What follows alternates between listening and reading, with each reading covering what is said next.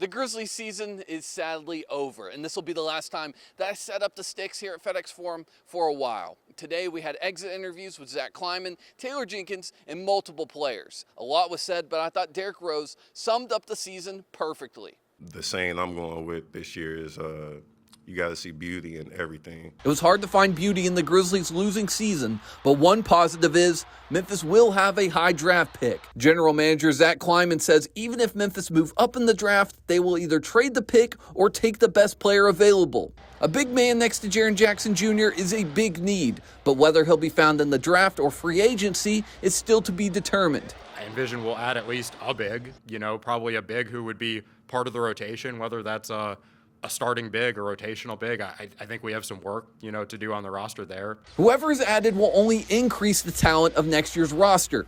With John Morant, Desmond Bane, and Jackson Jr. returning next year, Morant believes they could bring the Larry O'Brien Trophy back to Memphis next season. I think we can do it next season, honestly. God willing. Morant is on track to be fully cleared for basketball activities halfway through the offseason. There is hope on the horizon for 12, but this season was plagued with a suspension and a season-ending shoulder surgery.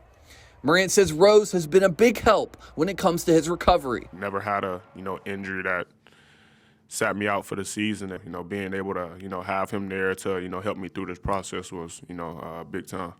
Improvise, adapt, and overcome was the theme of the Grizzlies season. With 13 players out through parts of the season, certain players like Gigi Jackson took big steps forward. Jackson showed his true potential and set a new career high in points with 44 on the final day of the season. It all goes back to the promise he made Kleiman last year on draft night. I still remember that phone call when I got it on draft night. I told him, I promise you I'm not going to let you down. You did not make the wrong pick. At FedEx Forum, I'm Caleb Hilliard.